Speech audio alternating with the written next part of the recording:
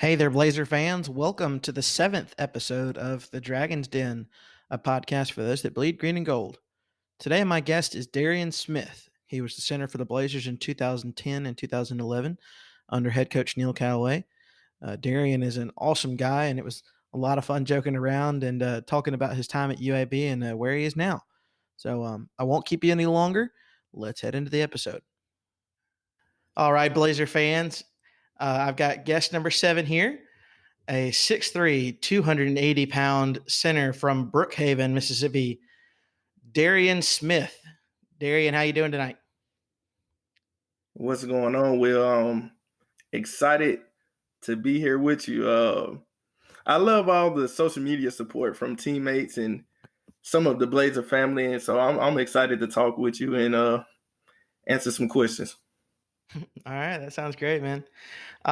For my listeners, I'll go ahead and get them reacquainted with you a little bit since it has been a little while since you left the green and gold.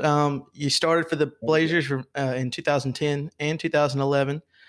You were a 2011 Remington watch list for the most outstanding center in college football.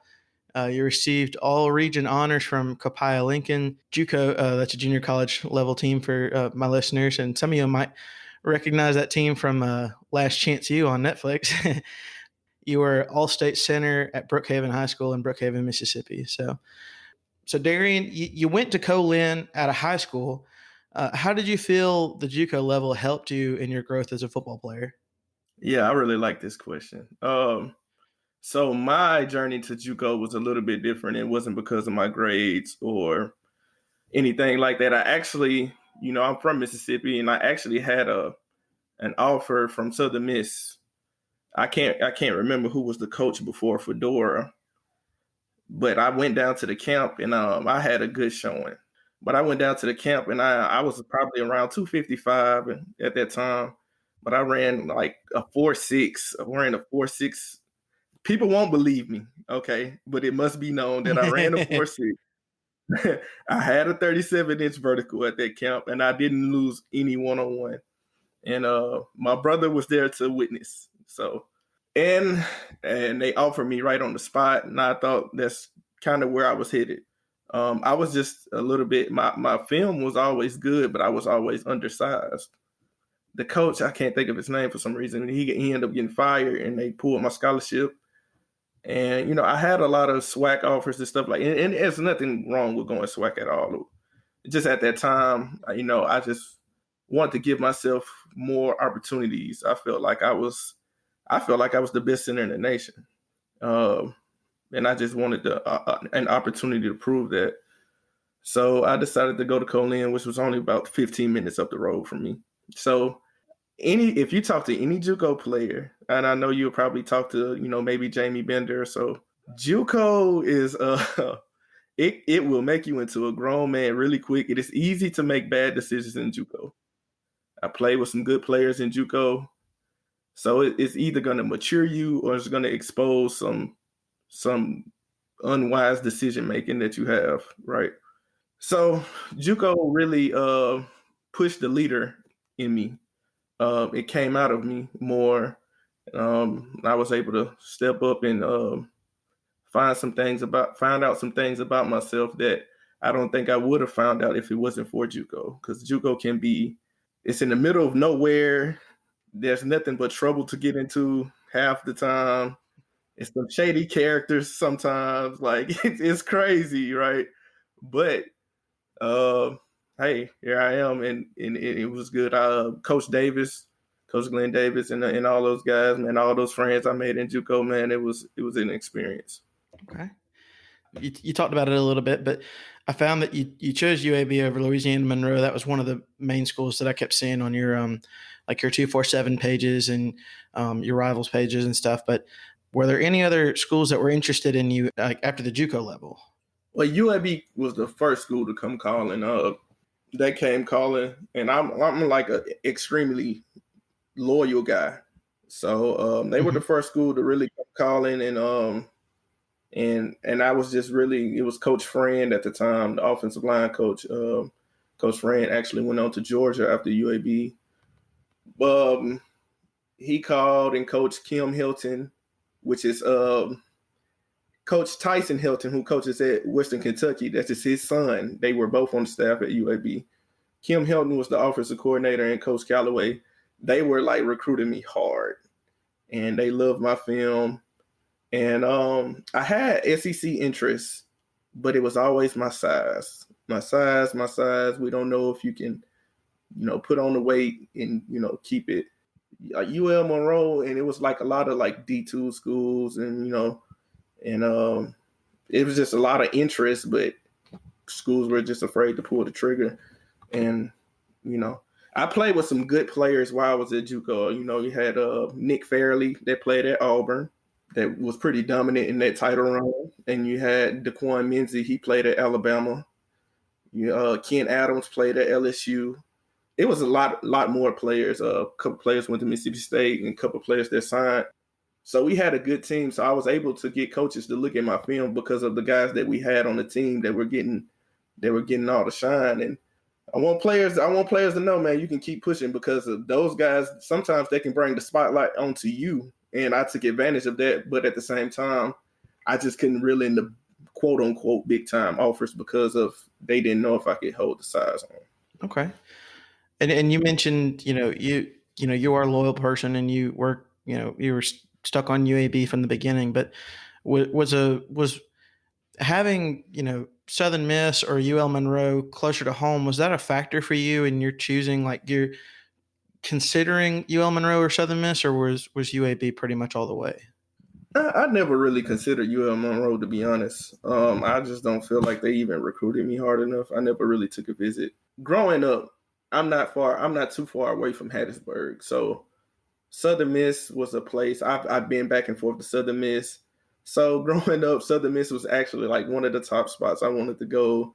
And, like I said, I had wanted to rep kind of where I'm from. And I was one of those type of guys. So, but man, did that inspire me when they didn't reoffer me coming out of JUCO. And man, that did something. They put a fire into me. I'm like, how do you not offer me? Like, that's how I feel, And I'm like, okay. Yeah. And then in the conference, and I just wanted to stick it to them every time. That's, it seems to be an interesting, like, common theme with a lot of my guests that I've had. Wanda Hightower was a great example of that. She had interest from, she's from Memphis and she didn't get an offer from Memphis State at the time. So that lit a fire under her, like for, when they played Memphis back in the day. So it's interesting to hear that side of the story. And I'm shocked that they didn't offer you after JUCO. I mean, it would seem like that would have, developed your talent a little bit more. So that's odd that they didn't like offer you again. Yeah, it made me. I remember doing a radio interview after a Southern Miss game after we beat them, and I almost went off the rails because they brought up a question about Fedor some way somehow, and I felt like this personal vendetta against the man. The man probably don't know me from he doesn't know who I am, but I know him, right? Yeah. And I almost went. I was this close to going off the rails, but I held it. And sometimes you can be emotional and fiery. And I'm one of those type of guys, man, just fiery. And I almost went after him, but I had a career. I had to leave that alone. All right. So you get to UAB, your first two games as a Blazer. You go 0-2. We lost a heartbreaker to Florida Atlantic. I remember that game very well. And then we lost SMU the next week. But week 3, we played a game that UAB fans will never forget, the catch versus Troy in 2010 by Jackie Williams. I've always been curious about this. What do you remember before that final drive? Do you remember anything that was said before y'all went out on the field? What was your mindset going into that final drive? I was always like a laser focused kind of guy. I was like a coach on the field, so I was locked in, and so everything that was going through my head was just, soon as the ball is thrown, run to wherever the ball, no matter if it's incomplete, you don't know what's going on. So I was just trying to coach the guys, playing center, you got to be cerebral.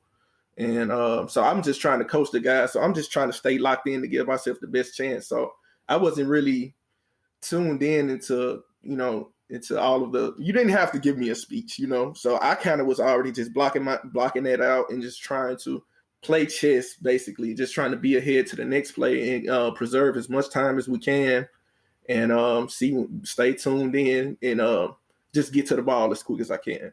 Come on, push the guys. Hey, we don't have time to get into squabbles or let's go. And I had faith playing with Brian Ellis. You had faith because he was so smart and he had an arm. He's the offensive coordinator at Western Kentucky now.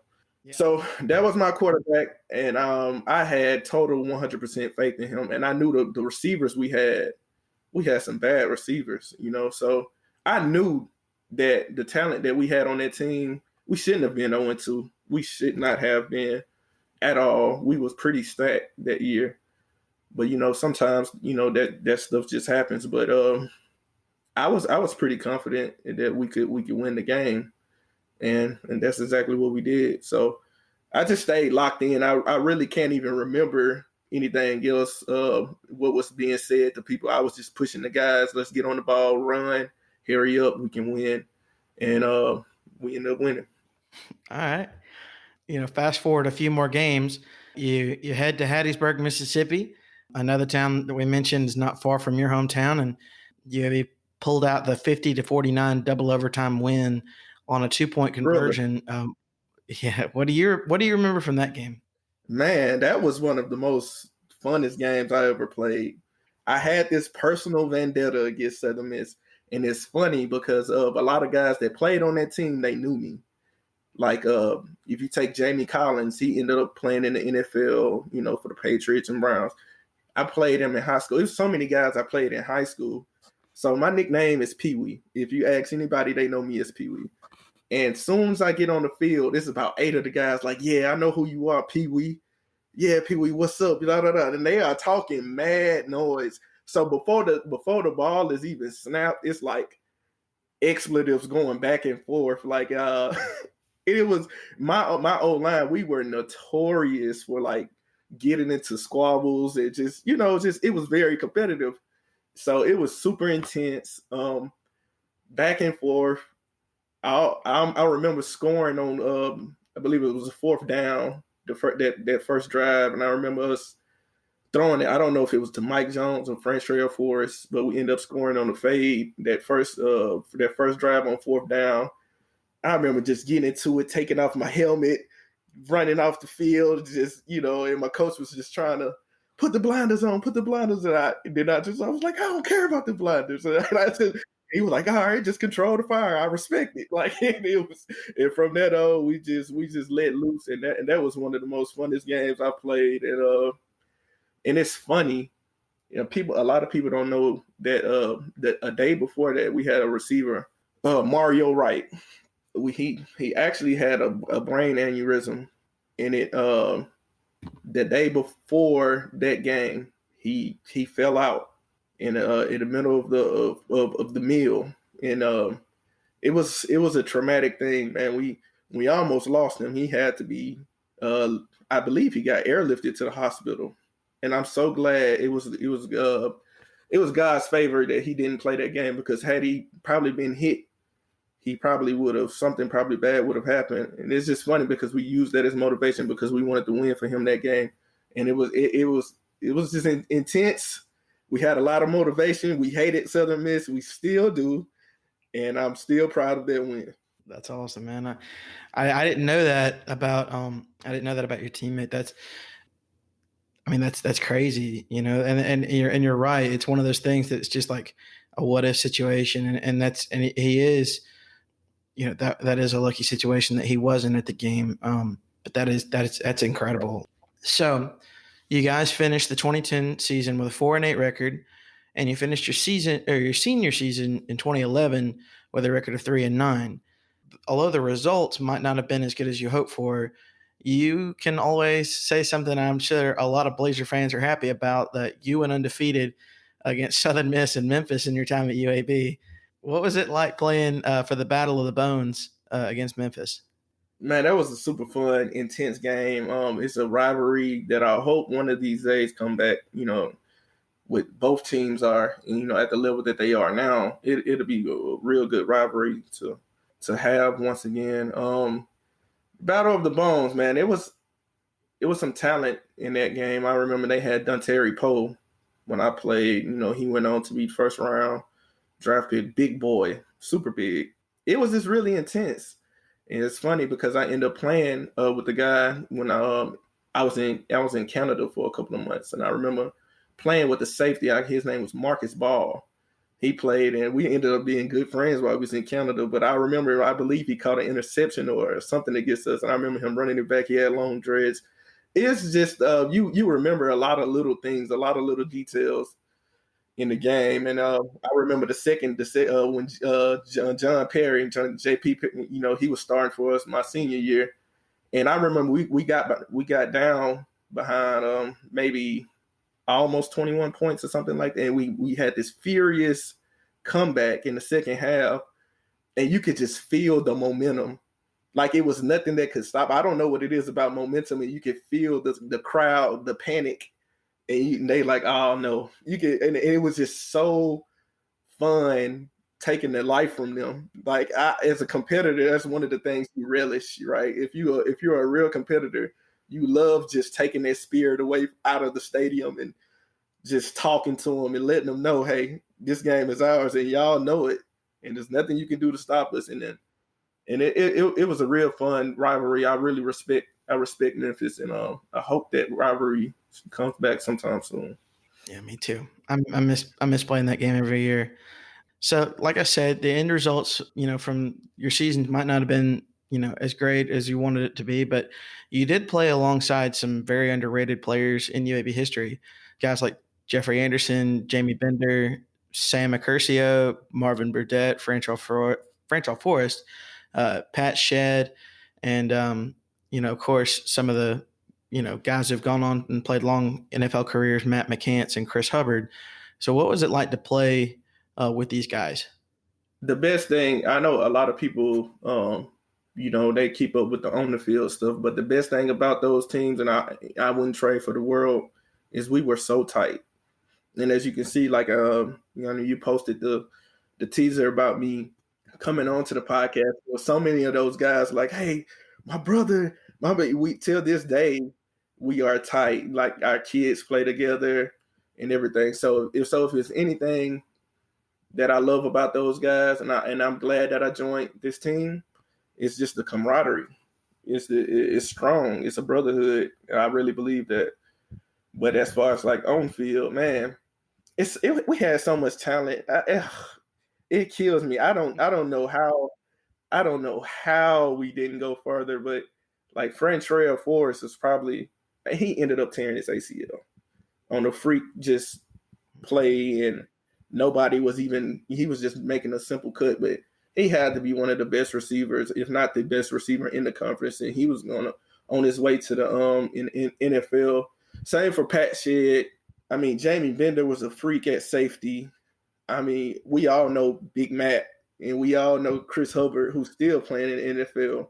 We had bookend tackles, Caleb Thomas and Greg Calhoun and Terrence Edge. Those guys were my guards. Terrence was actually in the NFL training camp and everything. And, Greg and Caleb, they both were super talented at guard. I mean, Elliott Hennigan at defensive tackle, DJ Reese, Bryant Turner was one of the leading defensive players in Canada. Marvin Burdett was just this hard country bumpkin, hard hitting linebacker, along with we had so many guys. Like I could go down the list. TJ Ballou at corner, he ended up getting hurt. Him and Pat Shedd kind of got hurt. Brian Ellis got hurt. Everybody was getting, everybody kind of got dinged up. Jeffrey Anderson was the best tight end in conference. So I look back at that team. I'm like, how in the heck did we not like just run the table? I do not know. For some reason, it just didn't click all the way. But man, like I played with some talent those 2 years, and I always believe that on any right day, if you line us up, we could win against any team. I know that's a question, but we should have won against Tennessee. We should have won against Mississippi State. We should have won against FAU. it was so many different games like that I feel like could have turned the season for us. And I think we could have been a dominant team in conference.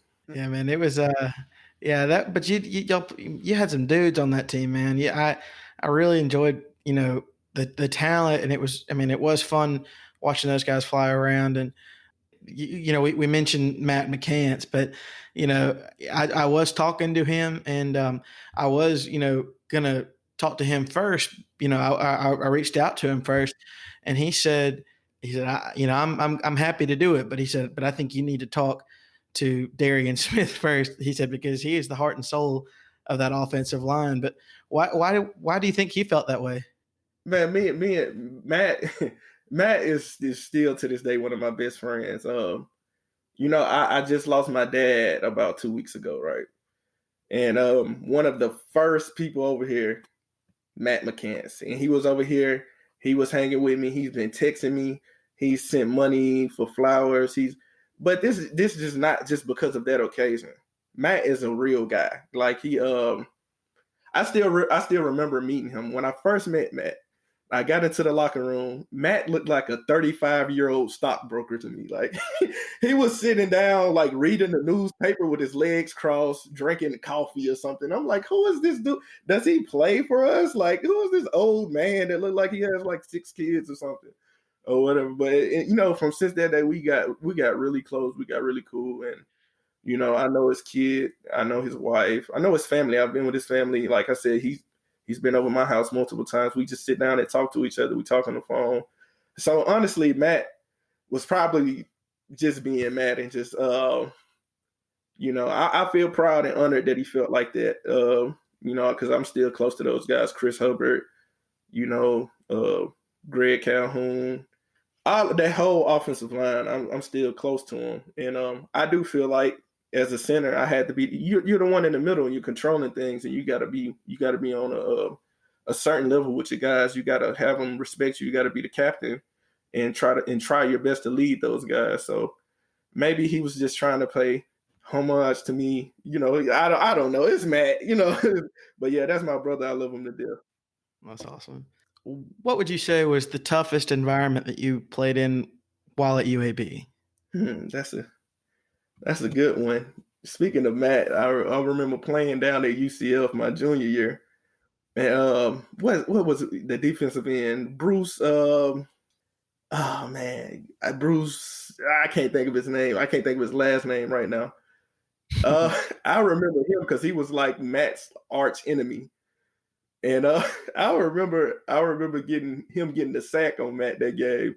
And Matt, Matt was so shook for a second because the crowd would like beat on they would beat on the stadium. All you hear is the 10 stadium is going crazy and stuff like that. I looked at Matt. I'm like, Matt, you okay? Because I never really got rattled. And he was like, oh, yeah, I'm all right. I was like, come on, man. But I guess I think about that. What was real fun was Tennessee, especially going into those overtime games. I couldn't hear. I couldn't hear. The ground was shaking, and they were nervous, man. Because they thought they was going to get an easy win or something. I guess I was, but we were better. We were just the better team, and we had so much confidence. But by the time it got to the second overtime, man, that ground was shaking. It was loud. Brian Ellis was trying to tell me a play. I could not hear a word, and I couldn't do nothing but laugh. Like it was just so fun to be in those environments. I relished it. That kind of I love going down to Florida. It was so loud and just being going to Southern Miss, the intensity. It was also loud, but I felt the intensity more down in Southern Miss because it was such a rivalry game. And then you have some annoying crowds. Like I remember going to like Rice and SMU, and they was like heckling a lot, and it almost made me get personal. Rice, SMU, and Troy did a lot of heckling. And I do remember before the Mississippi State game, we went out to walk the field, and they already had the cowbells going right.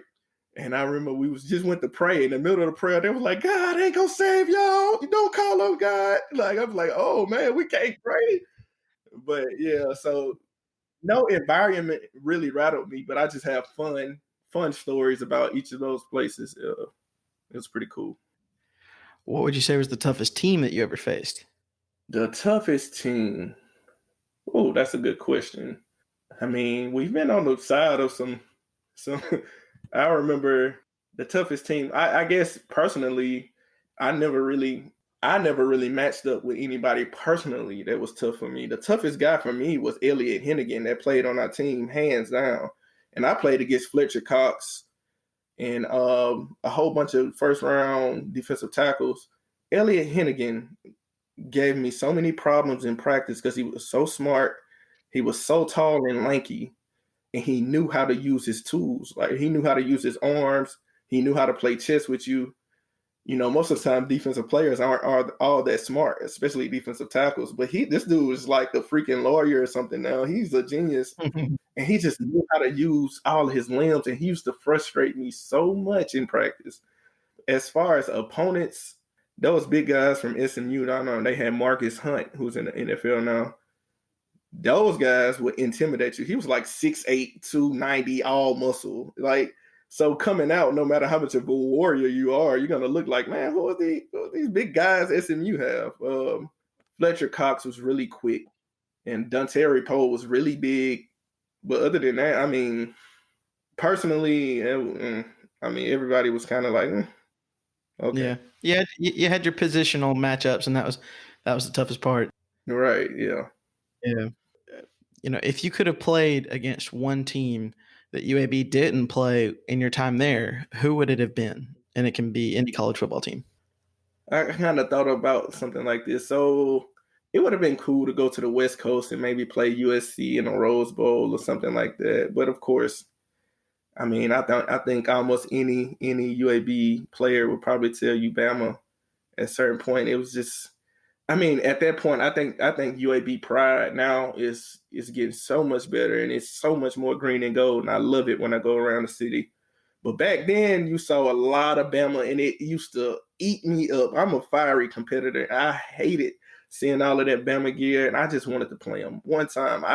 I didn't really care about what the outcome may have been, but it was a personal vendetta thing to where you're going to have to earn this win from us. We're going to come out here. I just wanted to hit them in the mouth a couple of times, and I know they got some big, good athletes, and we probably would have ended up getting hit in the mouth too. But that's the name of the game. If you play football without wanting to get hit, and it's a vicious, violent game. So that's the team I wanted to line up against and just try to prove ourselves. But will that ever happen? I don't think so. Well, I can respect that answer. I like that one. What was it like playing for Coach Neil Callaway? Coach Neil Callaway is a very good man, right? He's an old school, he's one of those old school guys. I used to have long hair. He made me cut my hair and all that type of stuff. Coach Callaway had a great staff. So a lot of guys on his staff went on to be successful. I love Coach Fran, Coach Rick Mallory. That was the offensive line coaches. Coach Tyson Hilton, Coach Kim.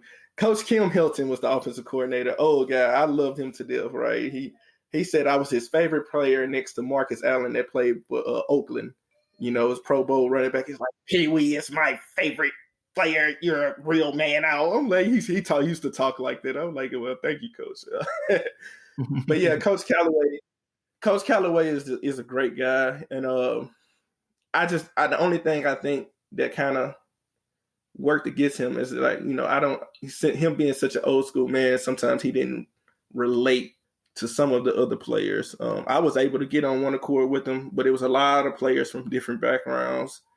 Sometimes it was a struggle for him to really relate with those guys, and some of those guys didn't buy in because they didn't feel close with them in a sense. And as team captains, we tried to kind of bridge that gap some, but it's only so much you can do if they don't feel it from the players. So I honestly feel like Coach Callaway would have been an awesome positional coach, at that time. But that's just my opinion. Like I said, it's on me to be as real as I possibly can. I love Coach Callaway to death. I can call him right now. But for that team, I think it was just kind of hard for him to relate to certain players and get the buy-in needed for us to go to the next level. Okay. What was your favorite thing about playing at UAB? Mm, there's so many things. It was it was really all of the off field stuff, just the camaraderie. I'm real big on camaraderie, and so the relationships I've built up, man, I've built relationship with other players' parents, and I've built relationships with staff members. I've been to this day, like I remember Connor Boyette. I remember his mom. I had a daughter, and they sent me high seats, and they like they it's a real family bond, right? And that's what I really love about UAB the most is Mr. Ken Harris. Is Tylone's grandfather. Love him to death. Like, I've took many pictures with him. He come in on all my stuff. He asks about my girls to this day. It's so many parents and fans that I've built personal relationships to where I've been at their house eating. It's a family. It really is. And I can go down the list and naming out so many people. They have helped me get jobs, and it's if I was to sell a recruit here, of course you got the facilities and you got Coach Clark and everything here now, but it really is a family. And I know that sounds cliche, but that's the only thing I can really. You will have to talk to me really to really feel and get the full extent of it. But it's true. That has been absolutely hands down the best part of come. I'm still here. I still stay in Birmingham. I love the people. And I'm a fan now. I love the fans now. I've become a fan. I'm a big supporter of the team, and that is hands down like something that you can't replace. I don't care what program you go to or big time program. You can't replace that with the heart that's here at UAB. You just can't. Okay. I love that answer. Yeah, and I did find it funny that Mr. Ken did comment on that. He's a character now at UAB games. I love seeing him there with the signs. That's my boy, and it's funny because a lot of players, that's long gone. Their parents are still around supporting the program as if they're kid. So that's a testament to the strong connection and family connection that we have here.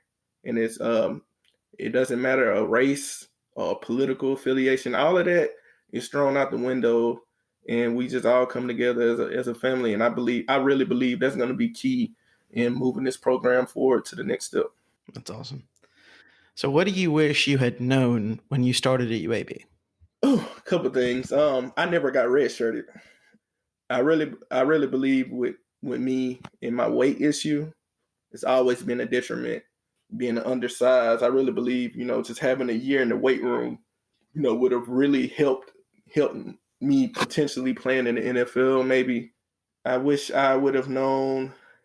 I wish I would have known, like, okay, I had a baby in my junior year in college. I wish I would have been smarter, and I wish I would have just listened to mom and dad more, right?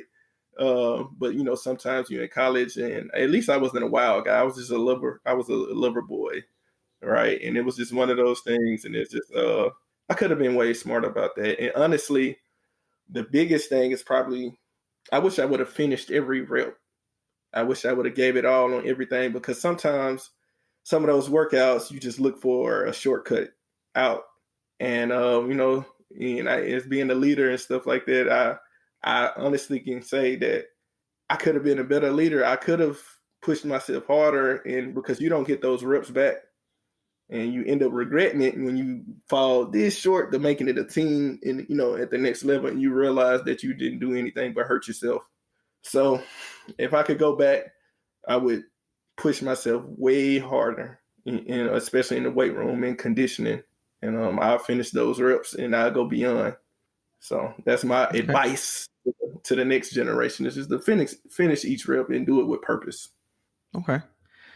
Who would you say have been the most influential people in your life? Most influential, um, of course, my mama. You know, we came up from not much. Um, and it was a single parent household. My dad made mistakes. He was a great guy. We had a great relationship, but he had his own things that he was trying to get together. He made some mistakes, and he was kind of inconsistent in my life in the beginning. But my mom was She was definitely there, the person, my mom, my brother, and my sister. So they held it together, and we just. I think I have this tight sense of family, and friends. Our family is because how close we were as a family, and they totally instilled that in me. So I give them all the credit. Easily, the most influential person in my life is my mom. Okay. And I'm going to go ahead and ask a couple of my social media questions, and then I'm going to ask you two wrap up questions here. So I've got a question from from Nino Mecanico. I'm sorry, Nino, if I mispronounced that, but it's at Nino Mecanico on Twitter. He asks, "How did football impact where you are in your life currently?" And I'll ask that, and then he's got another one after this, but I'll go ahead and get you that one. Okay, Nino Mecanico, that's my partner DJ right there. I love that boy to death. But how did I wouldn't be here? I wouldn't be here at all. Like I have a great family. I met my wife at UAB. She was a mascot, right? Um, that's pretty cool. I wouldn't have had the opportunity to even get to Birmingham. Maybe other things would have happened. We don't know how life turns out. But football gave me that opportunity, man. I come from the projects. I come from what I'm saying, single parent household housing. And even though I didn't feel a lack of love, now that I look back in hindsight, we did have a lack of material things. But football really gave me that opportunity. If it wasn't for football, I don't know if I would have been here in the position I am today. And he also asks, how can UAB get big time recruits to come play in Birmingham? Oh man, look at everything that's going on. We it's one thing to join Alabama. It's one thing to join a Tennessee and blah blah blah, all the history and blah blah blah. But how cool is it to blaze your own path, right? Like, how cool is it to be the ones to elevate? That is the best opportunity you can have as a competitor is to be the ones to actually be the pillars to get a program to that level. And if you look at the history and you look at UAB and what they're doing, you can easily see where we headed. You can see the trajectory. You can see the momentum. You can see the support from the fans. You can see the support from the staff and everybody in the new facilities coming. Man, those facilities are so dope. You can see the players, the quality of players that we have now, the depth, and the star rating players that we get now. But and then look at the coaching staff and look at the consistency. Look at Coach Clark. I believe all of that just speaks for itself.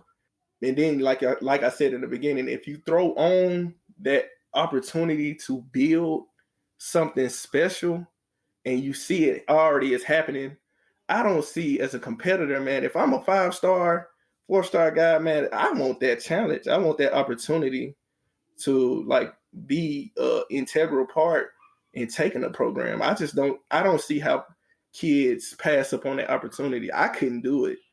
I would love to have that opportunity if I were them. I love that answer. And I've got a question from somebody my listeners know really well. It was a former guest on my show, Lee Dufour, on Instagram. Lee, I love Lee. He asked a question on Instagram. Are you sad to see Legion Field retired? And how does your body feel as an ex offensive lineman nearly 10 years after hanging up the cleats? Simple answer about Legion Field: no. I'm not sad at all. And how does my body feel? My honestly, my body feels good. I took my bumps and bruises. The only thing, I just made 31. This past. So the only thing, my knee hurts here and there. I had some knee injuries. Oh, but other than that, I think I was able to keep myself in fairly good shape. I need to drop a little bit of weight now. I ain't no use in being like 275 pounds now. I need to get down to like 245 or something. So if Lee has a diet plan that he can shoot your way and kind of get to me, I would like to see. I would like to have that. But yeah, my body feels good. I can't complain. I'm an old man now, but it works for me. I'm good. Okay. And one more question from, a couple of questions from Beham Slant on Twitter at UAB Slant. He asked, what was the highlight of your UAB football career? Oh, that's a tough one. I think the highlight, I love that Southern Miss win and how I remember Jeff catching that ball in the end zone. I was the first guy to go run and hug him, you know. I just I'm an adrenaline competitive junkie, like so I just remember all those moments for the chance to compete and really do it with purpose, to really represent this city and make these fans proud. And but I received offensive MVP my senior year, and I thought that was pretty cool as a center, and we had all of this talent. I just to receive that respect because I knew it was more of a respect thing. Because how can a center win offensive MVP, right? But it was just a level of respect I felt like the staff and the players around me had for me, and just to receive that honor, it meant so much to me. I'm super proud of that trophy. So just the respect I have for the guys and the respect they have for me and the fans and the parents. And I think that's the highlight for me. And he also asked, and this one's kind of a funny one here. What was the O line's go to place to eat when not dining on campus? Oh man, what was the go-to place, man? They used to love Chewy's. They really used to love to go to Chewy's. We love any kind of wing spot. So if we can go there, Birmingham. I hate to tell a lot of people this, right? And it's a tough pill to swallow for a lot of people. Birmingham has the best wings, and I just think we have to get over it. We have to like face that fact that Birmingham is the wing king here in the United States, and it's okay to admit it, right? It's okay. So usually like just go to like Wings Plus or go to Green Acres, and we just chow out, and especially if we got like Pell Grants and stuff like that. And I remember we used to have the free meals, and we used to have Chick-fil-A on campus, and we used to like eat like 4 Chick-fil-A meals a day. Like it was crazy. Like that's all we used to do. It was just fat boys being fat. So yeah, it was pretty cool times. All right. My couple of wrap up questions here. So, how's life now? Life is great. I have a wonderful wife. I have 3 wonderful daughters. Um, I have a loving wonder. I work at UAB hospital as my day job is as a general mechanic, and then I do photography and videography, visions photography and videography. Y'all check me out. So yeah, I work a lot of weddings and events like that. So Birmingham has been really good to me. I bought my house was it last year? I believe it was last year. Out here, I lived right down the street from Mortimer Jordan High School in a great suburban neighborhood by some great neighbors, and I keep in contact with a lot of the guys. We talk, and they came to my 30th birthday bash. Shout out to DJ Reese, defensive tackle UAB. He just got married last weekend. That's my guy. I live next to a couple guys. Justin Williams, he stays down the street from me in the nice house. Like it's a real. I try to tell people like it's a real thing. I talked to Rajay Johnson, that's on the team, wide receiver for UAB. He's like my little brother. We talk. We just FaceTime today, and it's a small world because my wife actually works with his aunt. Sometimes she comes down from St. Louis, and it's so funny. She was like, yeah, and she was telling him like maybe I knew him. And she was able to kind of connect us, and I promised her I'll watch out for him. And I'm like, this world is so small, man. So since then, that's my guy. Shout out to y'all watch number 3. He told me this is the week for him. He said he's gonna catch a touchdown. So watch out tomorrow for my guy. But yeah, man, life is good. I'm just thankful to God, to be here and to still be in Birmingham and have the wife I have. Awesome. So, how can my listeners engage with you now? Oh man, they know me. So on Twitter, I'm at DayDread75. I used to have the dreadlocks in the 75, so that's something I felt like they dreaded me, right? Like I played football, I was like, oh, this is a perfect match, So that's younger me. I kept it. So on Twitter and Instagram, that's my name, and on Facebook, I'm just at Darion Darion Smith, and I engage, especially if you're a Blazer fan, that's Blazer family, baby. So yeah, just add me, and I don't mind just coming in back and forth, checking in on families. Then we get close enough, just like a lot of people will end up eating out one of these days. So yeah, just engage with me, man. I'm a cool guy. Awesome. And my final question, and I'll give you two. I'll give you an option. I want to let you pick, or you can answer both if you want to. But it's a lighthearted question. It's something I ask all my guests. If you could photograph or do video for one major sporting event, what would it be?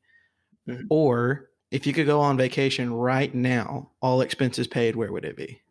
You do both, or you can pick one. Oh, this is tough. Okay, I'm gonna try to do both. Right? Okay, you say okay. If I could video a sporting event, what would it be? You know what? I would wait. I would wait until UAB takes that next step. And whenever we get one of these days in my lifetime, we will play for a national championship. Mark my words, in the next 20 to 30 years, we're going to play for a national championship. I would wait and I would wait for that moment. And it would be an honor. You know, I already do videography. So that would be the coolest thing. Oh, that would be so cool. And where would I go? I did the ancestry, and I was just trying to figure out about my lineage, and I found out that I'm from West Africa, from Sierra Leone, and so if I could have an expense trip paid for, I would probably visit down in Africa, go to Sierra Leone, and just travel up to North Africa and just to figure out more about my culture and lineage and stuff like that.